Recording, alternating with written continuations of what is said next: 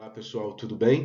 Hoje a gente vai falar um pouco sobre o conceito de impacto ambiental, ainda dentro dos processos de industrialização, como a gente vem vendo nas outras aulas, e vamos dar prosseguimento nesses temas, tá bom? Então, pessoal, é interessante a gente entender assim que as políticas governamentais, o direcionamento que o governo dá é fundamental para o desenvolvimento de um país, para o desenvolvimento das bases desse país, seja industrial, seja agrário, mas é necessário esse incentivo do governo através de políticas públicas. Né? E como a gente viu nas outras aulas também, a questão do processo de industrialização no Brasil, a gente sabe que isso começou ali um pouco, né, nos anos 40, 50, e foi dada essa importância para exportação dos produtos primários. No primeiro momento, minério de ferro. Né? A gente tem o quadrilátero ferrífero ali em Minas Gerais, que é uma região com altíssima concentração desse tipo de minério, né? Que a gente faz o ferro literalmente, né? Indústria pesada, indústria de base. Vocês imaginam um tanto de ferro que a gente não usa na nossa vida diariamente, carros, equipamentos, né? Construção civil, os prédios, tudo. Então, é muito importante, é uma commodity de muita importância. E o Brasil opta, né, pelo desenvolvimento dessa exportação desse minério de ferro, sobretudo no início da sua industrialização. Hoje esses processos já são bem mais variados, mas lá no início, entre os anos 40 e 60, a política estatal de desenvolvimento aposta na grande siderurgia. Né? Assim, é interessante a gente pensar também como os movimentos governamentais definem um pouco do nosso destino da vida nas cidades. Né? Eu me lembro também do rodoviarismo, né? Do JK. Durante e após a construção de Brasília, houve um investimento muito grande nas rodovias brasileiras. Para quê? Para atrair as empresas automobilísticas para dentro do território nacional. Geração de empregos, riquezas, né? Produção industrial. Então era uma forma de atração dessas empresas de veículos que vinham de fora, né? Na sua grande maioria.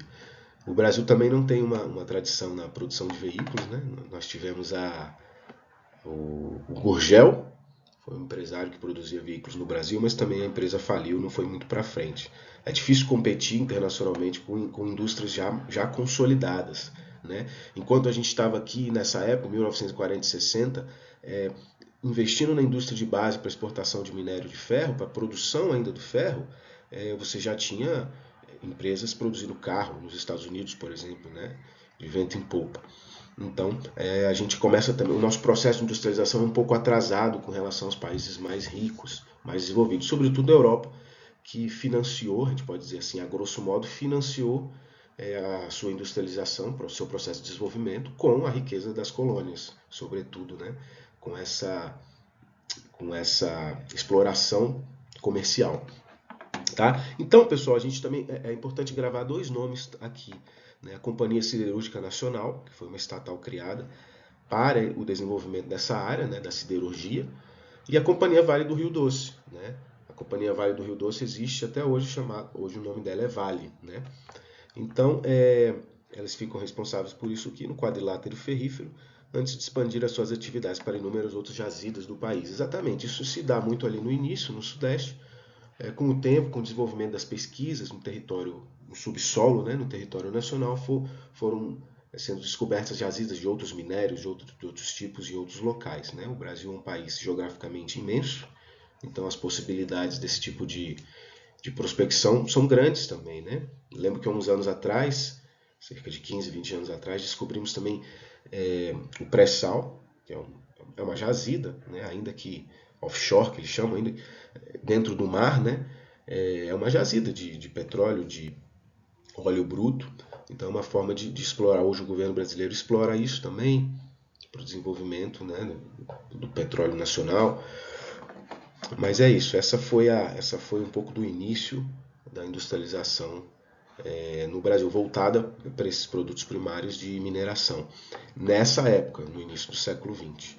Tá bom? Quase metade do século XX, né? Beleza? Sobre a tecnização do território, esse texto chama atenção para um ponto interessante. Né? Muitas vezes a gente tem a seguinte situação. A gente pode pegar até essa indústria que está na imagem. Me parece uma refinaria de petróleo ou de gás natural, algo desse tipo.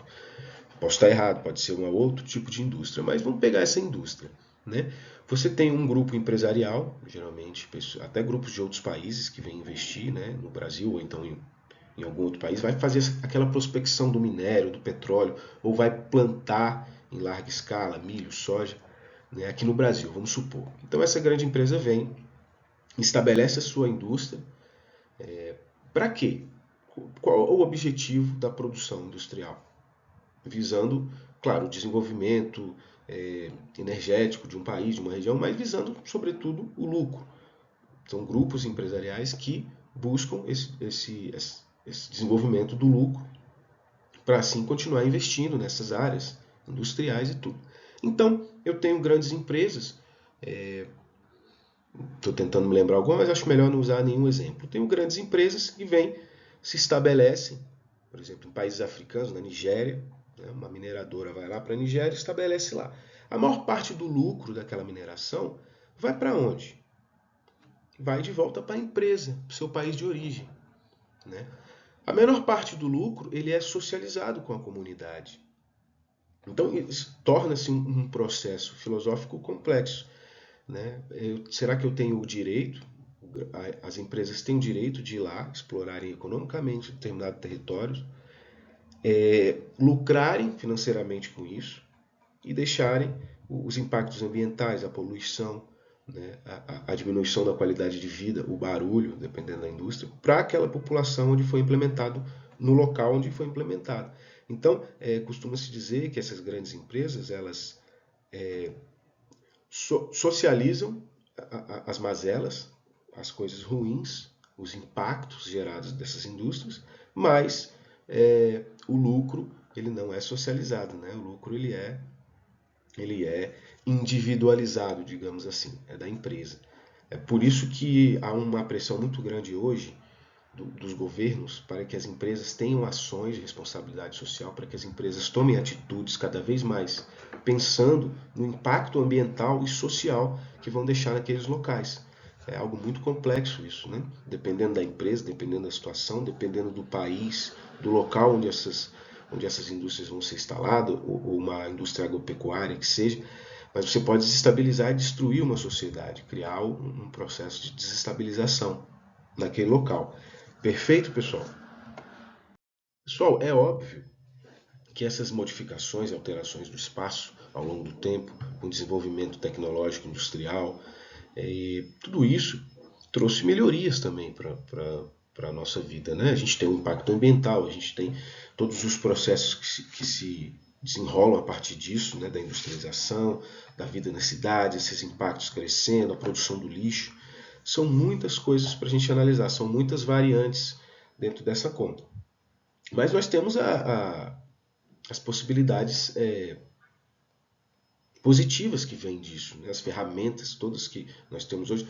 Essa aula mesmo, né, por vídeo, né? A própria pandemia, imagine, vocês devem lembrar durante a pandemia como esses processos de digitalização dos dados visuais, dos documentos, como isso foi acelerado nesse processo, não podia o contato com as pessoas, né? Então, esse texto é interessante para a gente ler, eu vou ler com vocês aqui alguns trechos que eu achei importante para a gente refletir, tá? As inovações tecnológicas transformam, modificam, alteram o espaço geográfico em todas as escalas, local, nacional e global. Paul Virilio, ao escrever sobre os motores da história, nos mostra como as inovações técnicas transformam as relações entre os indivíduos com a natureza em todas as escalas. Os motores a vapor, a explosão, o motor elétrico, o foguete e o desenvolvimento da informática contribuíram para uma tecnização do território, tornando assim o espaço geográfico cada vez mais mecanizado, com profundas alterações no modo de produzir e nas formas de circulação e de consumo do espaço. Cada vez mais a gente usa a internet para fazer nossas compras, cada vez mais nós usamos esse mundo digital para isso. Eu queria chamar a atenção para dois dados, né, com relação a isso. Essas possibilidades, tanto no desenvolvimento da locomoção também, nesse desenvolvimento industrial dos aviões, o planeta Terra foi ficando cada vez menor, tá, pessoal? Em que sentido que eu estou falando isso? Imaginem vocês antes dos carros, né? Coisa de 200 anos atrás, antes da invenção dos carros, dos motores, antes da invenção do avião, nós tínhamos o cavalo para fazer as distâncias, né? Imaginem vocês que eu estou uma distância curta, eu estou em Brasília e preciso ir para Goiânia. Quanto tempo eu demoraria? Né? Cerca de 200 e poucos quilômetros. Quanto tempo eu demoraria de cavalo? Hoje, eu pego um carro em 2 horas ou menos, eu pego um avião em 20 minutos, 30 minutos, eu estou em Goiânia. Ou então, melhor, eu faço uma ligação de vídeo, eu faço uma chamada, né? Os mais velhos vão de lembrar da carta, a gente tinha carta, né? Telegrama, aquelas coisas, quando era urgente era um telegrama que chegava no mesmo dia, no dia seguinte. Então os espaços foram encurtando, o mundo foi diminuindo. Hoje acontece uma guerra do outro lado do mundo, no Oriente Médio, na Ásia, nós sabemos instantaneamente, aparece na nossa TV dentro da nossa casa. O mundo está conectado de uma forma como nunca antes, obviamente, mas existem suas vantagens em relação a isso, né? A divulgação da informação, do conteúdo científico, a divulgação das informações, quando a gente quer buscar, né? Quando a gente sabe o que procurar, a internet pode ser uma ferramenta fundamental. Então existem essas vantagens. Porém, essa dependência da tecnologia também pode trazer um perigo.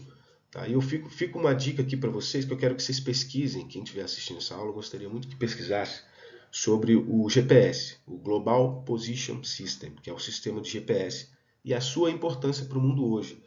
Mapas, tudo que a gente faz, pessoal. Quando você chama um Uber, quando você bota lá no Waze um mapa, quando você serviços de entrega, inúmeros serviços que a gente não tem nem ideia, utilizam o GPS.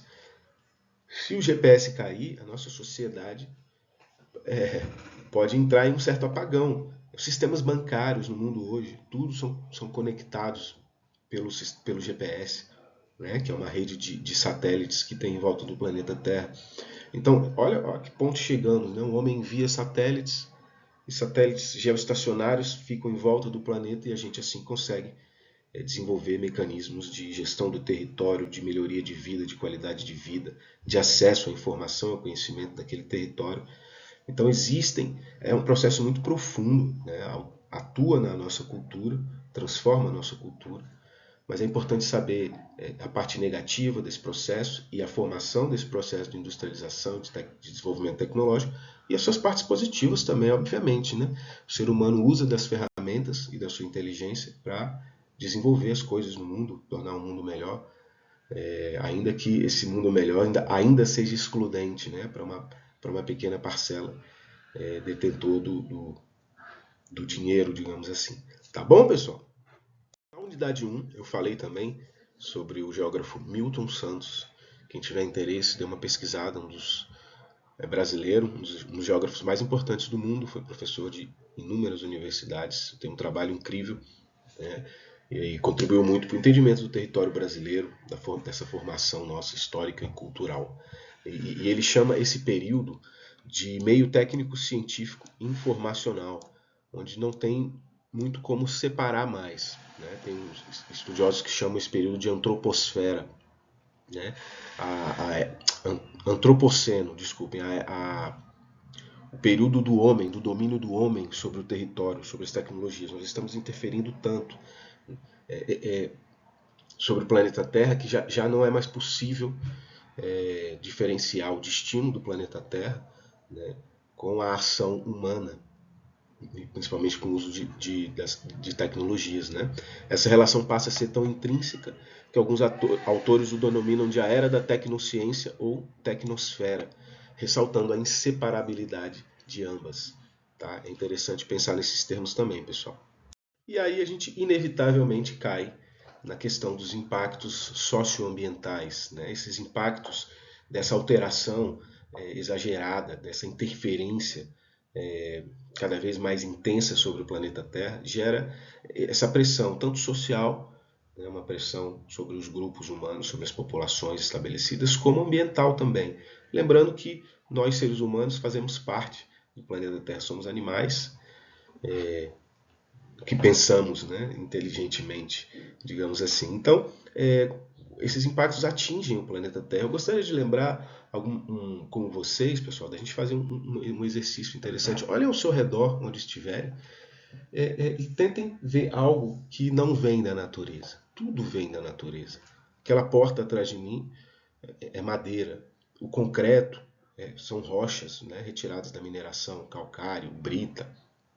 Tudo, a madeira, o plástico, são derivados de petróleo.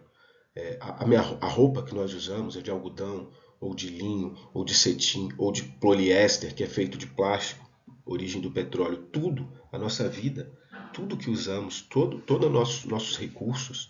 Ainda que quando pensamos numa sociedade primitiva, imaginem vocês, um homem das cavernas ou um grupo indígena que vai, retira a lenha, né, retira a madeira da floresta para fazer o seu calor, cozinhar, caça um animal. Todo o recurso, desde então, desde do surgimento do homem inteligente no planeta, todo recurso é utilizado do planeta. Quanto mais nós utilizamos, mais nós interferimos no equilíbrio ambiental estabelecido há milhares e milhares de anos. O planeta Terra é um planeta muito antigo, veio se estabelecendo, ambientalmente, né, nos seus ciclos, e o surgimento do homem ele se dá num momento há muito pouco tempo, geologicamente falando. A gente também já falou das eras geológicas, né? Estima-se que o Homo sapiens tenha um pouco mais de 20, 30 mil anos de desenvolvimento no planeta Terra. E olha o nível de alteração. Nós fomos um dos últimos elementos a surgir na natureza, o animal inteligente, e em pouco tempo a gente tem uma capacidade de interferência e alteração no território muito grande.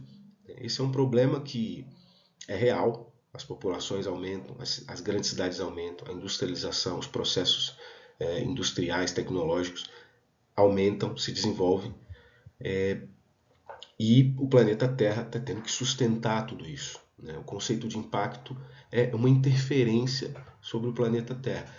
É importante lembrar que o conceito de impacto ambiental ele é amplo, ele pode ser positivo e negativo. Se eu vou lá e planto 10 mil árvores numa região, é um impacto ambiental. Por quê? O conceito de impacto é a alteração que o homem está causando. Se eu vou lá e planto 10 mil árvores, eu estou causando um impacto positivo, né? Eu vou ter uma captação de carbono, eu vou ter ganhos positivos para a natureza ao plantar 10 mil árvores, nesse exemplo. Besta, claro. Mas se eu vou lá e faço uma indústria, eu vou uma termoelétrica, eu vou produzir energia elétrica através da queima de carvão, eu vou estar poluindo, apesar de estar gerando uma benéfice, né, que é a energia elétrica, que é fundamental para a qualidade de vida. Imagine um hospital sem energia elétrica, né, pessoal? Os aparelhos todos ligados. Imagine uma cidade sem energia elétrica, um restaurante que vai perder seu alimento, que aquilo vai estragar na geladeira. Então nós somos cada vez mais dependentes dessas tecnologias, dessas relações. Essas relações se desenvolvem e os impactos ambientais se tornam mais complexos. Nesse momento, eu acho que cabe ao homem entender cientificamente, pesquisar cada vez mais o planeta Terra para poder reverter esse processo. A gente ainda ter essa qualidade de vida, as possibilidades positivas da tecnologia, mas sem gerar tanto impacto para o planeta Terra. Esse é o segredo. Esse é o segredo de desenvolver locais sustentáveis, né? Essa é a palavra da moda do momento, desenvolvimento sustentável. Como se desenvolver economicamente, culturalmente, ter acesso a uma vida digna, sem destruir tanto o meio ambiente que sustenta a nossa própria existência, né? Isso é um grande desafio das sociedades atuais.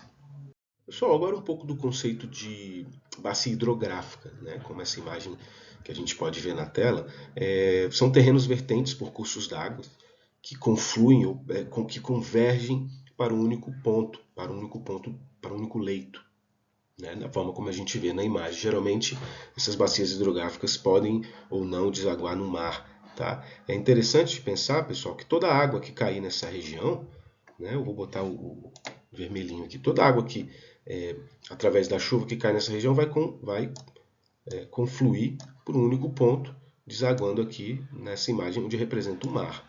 Tá? As águas que caírem para o outro lado vão compor outras bacias hidrográficas.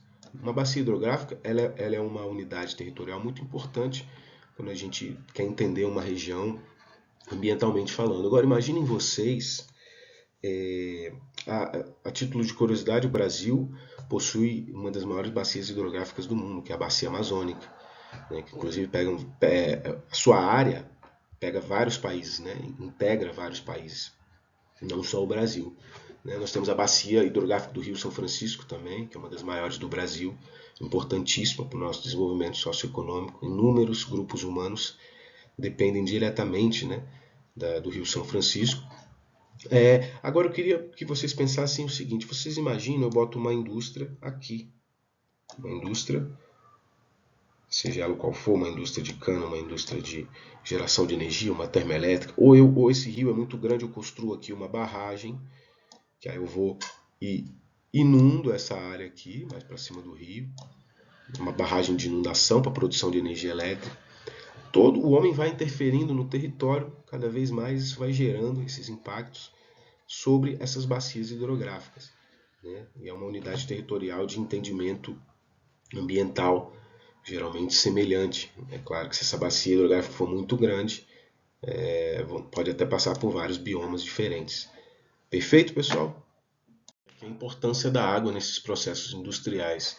Pessoal, a indústria gasta muita água, muito mais do que vocês possam imaginar, muito mais que as áreas residenciais, por exemplo, dependendo da localidade.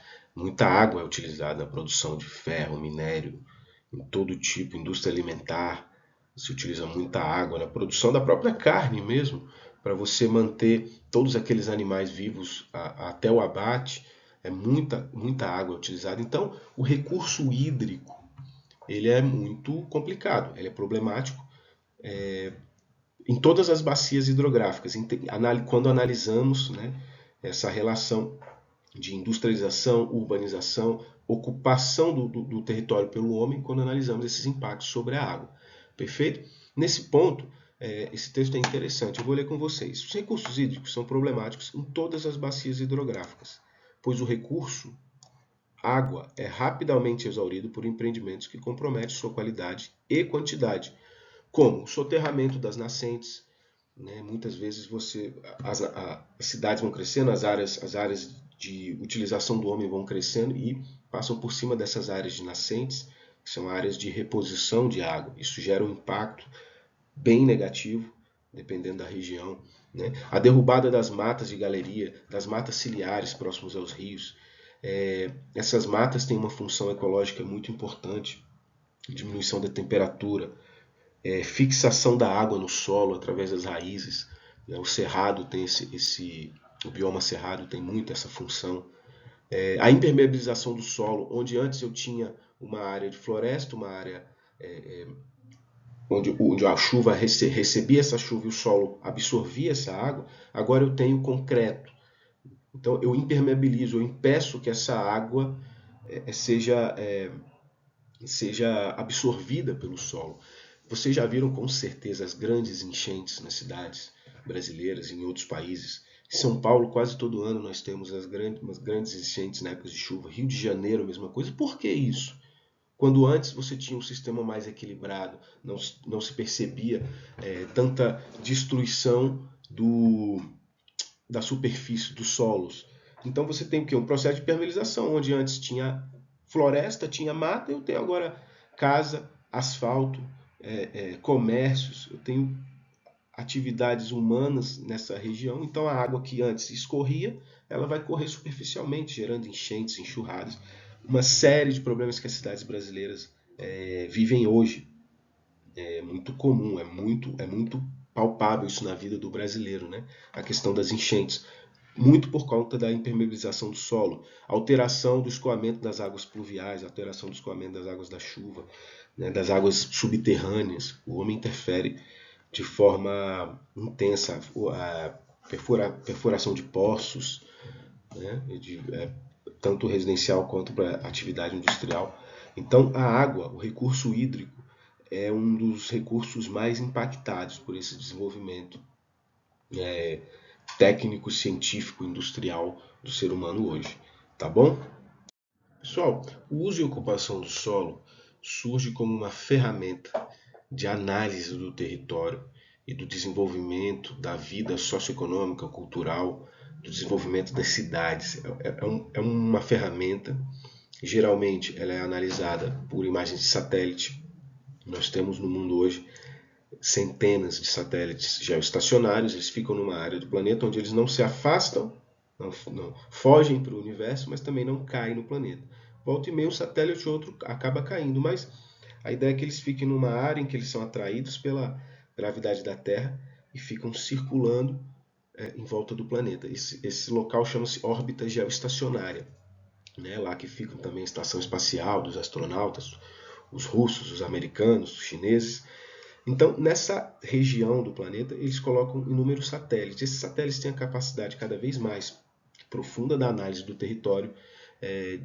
Uma série de análises pode ser feita através desses, uma série de tipos de formas de olhar para a Terra, de ondas, de análise de ondas.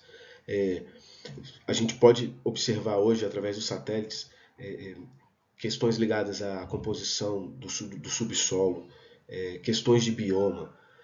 Mas o homem também utiliza isso para esse ordenamento territorial, para controlar um pouco do desenvolvimento, do crescimento das cidades, das suas áreas, seja uma área residencial, uma área industrial.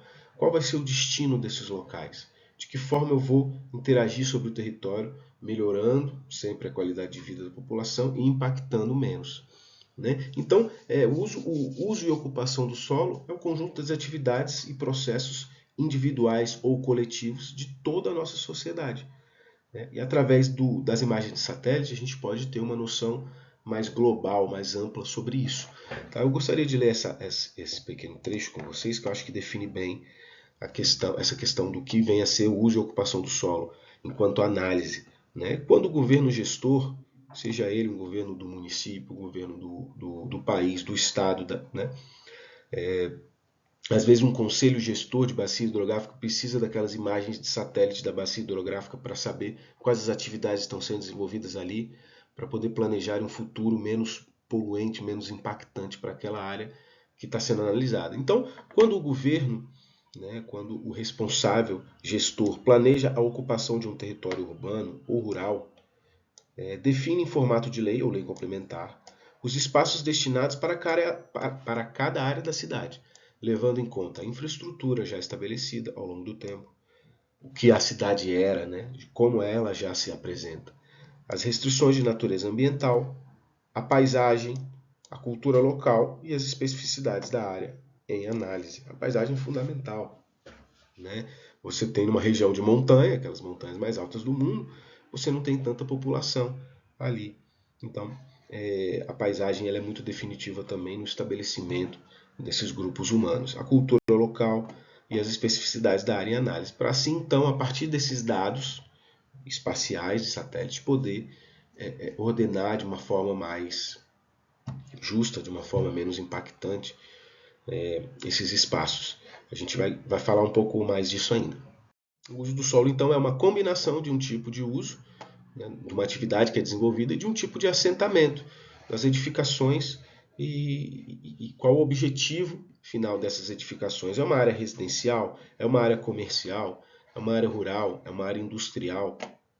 Por que você não pode ter áreas residenciais próximas a determinadas áreas industriais?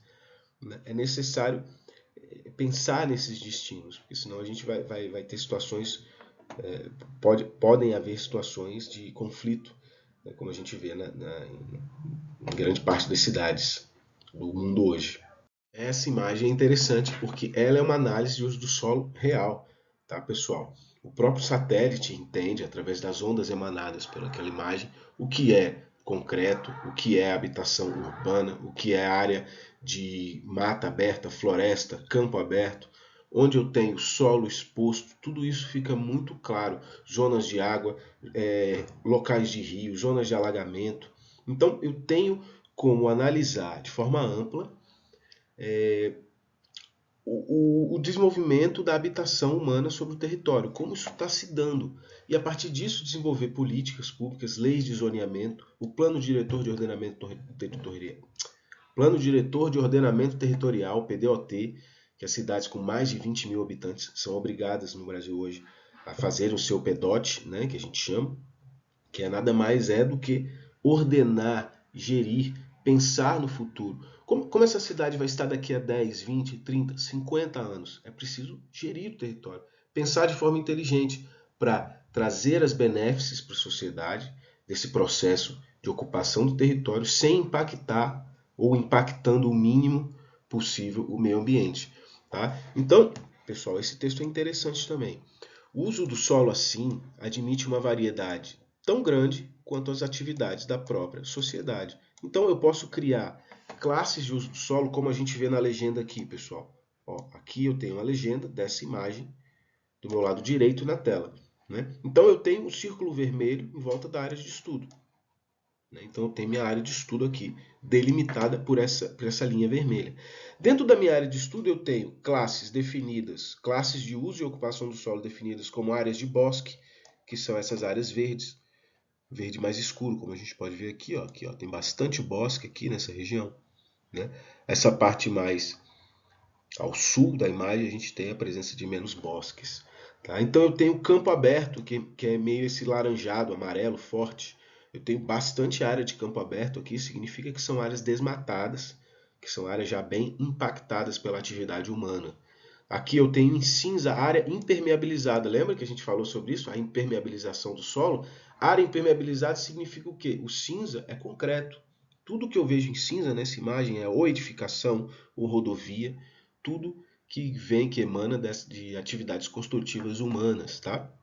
Aqui tá com cara de um galpão industrial, essa área aqui, tá vendo? Parece uma estrutura de concreto enorme, pode ser também uma pista de pouso, um aeródromo, né?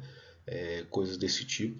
E aqui a vegetação rasteira, em verde mais claro, é até difícil de ver, né? Aqui eu tenho uma área de vegetação rasteira, aqui com esse verdinho mais claro. Tá bom? Então, pessoal, o que esse texto está falando nesse primeiro parágrafo, digamos assim, essa primeira parte? Que eu posso ter mais classes aqui. Né? Se eu tenho uma vila de pescadores, se eu tenho atividade de criação de peixes, eu posso ir criando quantas classes eu quiser, de acordo com as atividades que se apresentam na realidade, no território que eu estou analisando. Perfeito? E se as categorias, trocar aqui, se as categorias de uso do solo são criadas, é principalmente com a finalidade de classificação das atividades e tipos de assentamento para efeito de sua regulação e controle através de leis de zoneamento ou leis de uso do solo. Geralmente, então, vamos supor, hipoteticamente, criar uma situação.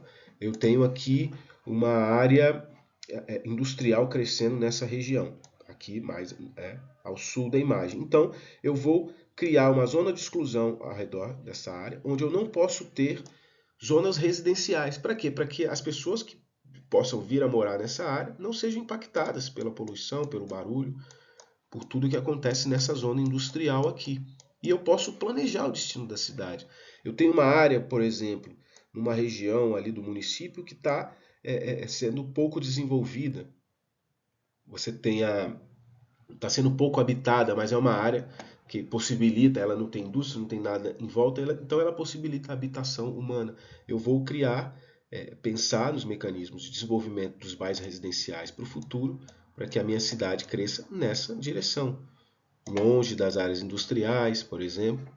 Então, é pensar o território, gerir, trabalhar sobre isso de forma a melhorar toda a qualidade de vida humana e toda essa nossa relação com o meio. É muito importante essa análise, como eu já disse, todos os municípios com mais de 20 mil habitantes no Brasil hoje são obrigados por lei a fazerem o seu plano diretor de ordenamento territorial, que vai basicamente apontar, nortear o desenvolvimento futuro, aí, pelo menos nos próximos 30, 50 anos, dos locais, dessas cidades, desses municípios. Beleza, pessoal?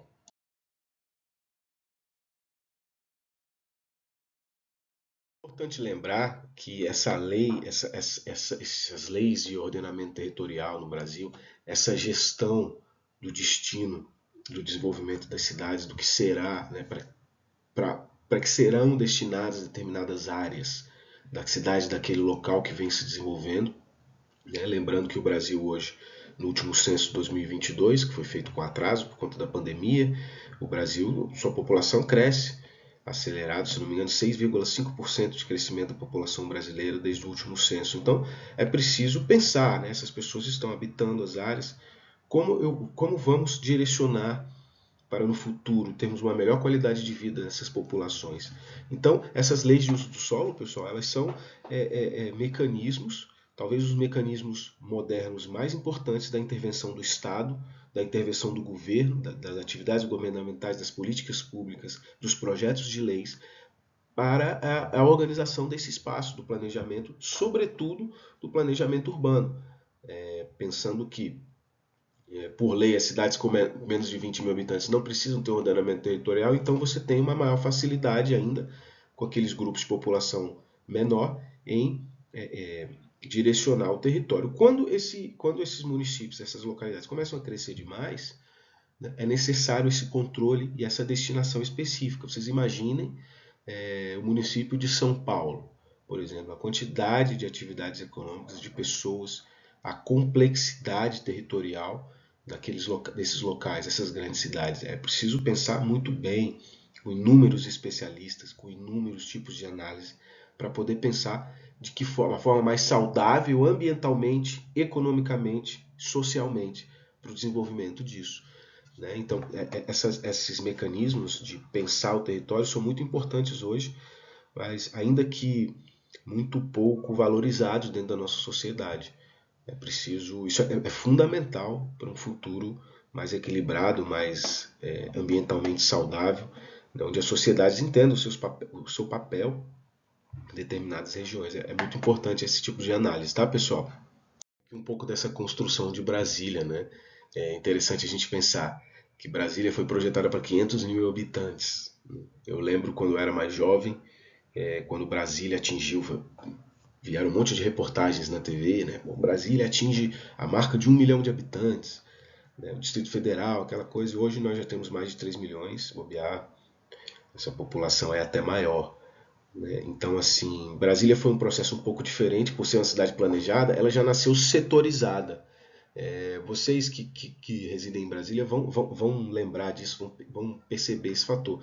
Nós temos setor de indústrias gráficas, nós temos setor de indústria e abastecimento, nós temos a área policial, ali no final da Asa Sul, nós temos até a Rua das Farmácias.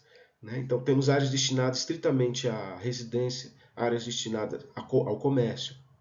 Tem locais que não pode ter bar por conta da proximidade com áreas residenciais. Nós temos áreas de setor de mansões, setor de casas, setor de apartamento. É uma cidade setorizada, ela já nasceu pensada. Né? O problema é que as cidades elas são organismos vivos, né? São organismos que, como diria Milton Santos, é uma obra de arte incompleta, que nunca vai estar pronta. Então ela está sempre em construção, sempre em desenvolvimento, sempre em expansão. Como pensar isso?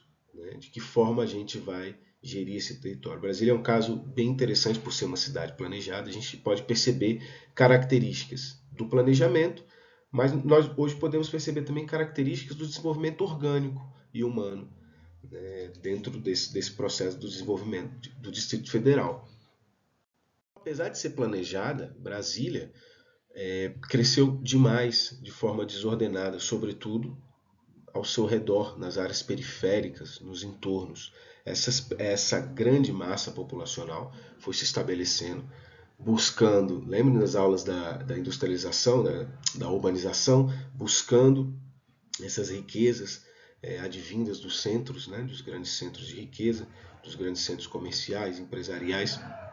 Brasília no início é uma cidade administrativa, mas cresce de forma muito rápida, e esse rápido crescimento gera inúmeros problemas. Nós temos hoje uma das maiores favelas do mundo, uma das maiores comunidades do mundo no Distrito Federal. Pouca gente sabe disso, pouca gente fala sobre isso. Né? Nós temos a comunidade estrutural e na Ceilândia fica uma das maiores comunidades do Brasil. Tá? Do mundo não, desculpem, do Brasil. Então, assim, o desenvolvimento populacional foi muito acelerado, o que gerou uma série de problemas, migração pendular, né? Problemas com poluição, impermeabilização do solo, né? Brasília é uma área muito plana, a região do Planalto Central. A gente não tinha 10, 20 anos atrás, não havia problemas com enchentes, por exemplo, em Brasília. Por conta dessa recarga, a água vinha, ela era absorvida pelo solo. Hoje, nós impermeabilizamos tanto o solo que essa água não tem para onde correr, ela escorre superficialmente, gerando enchentes se acumulando em regiões mais baixas, enfim, criando uma série de problemas. É preciso pensar o território. Vejam vocês, até uma cidade que foi planejada, ao longo do seu desenvolvimento populacional, cultural, econômico, histórico, foi perdendo um pouco dessa função do planejamento, essas relações foram se tornando mais complexas do que no início. Então hoje a gente tem uma população muito grande no Distrito Federal, né? E é um problema a se pensar, pensando em Centro-Oeste, sendo uma das áreas que mais cresce populacionalmente no Brasil hoje, segundo o censo. O Centro-Oeste, Brasília e regiões conectadas a essa área de forma secundária são as áreas que mais crescem no Brasil hoje, populacionalmente falando, tanto de atração quanto de natalidade. Então é muito importante pensar no futuro da cidade. Como vamos estar daqui a 50 anos? Como vão estar os nossos netos, os nossos bisnetos? De que forma eles vão viver nesses grandes centros urbanos? Beleza, pessoal? A gente vai ficando por aqui, um pouco desses assuntos todos, desenvolvimento urbano, planejamento territorial, industrialização e um pouquinho de Brasília também. Beleza? Até a próxima unidade.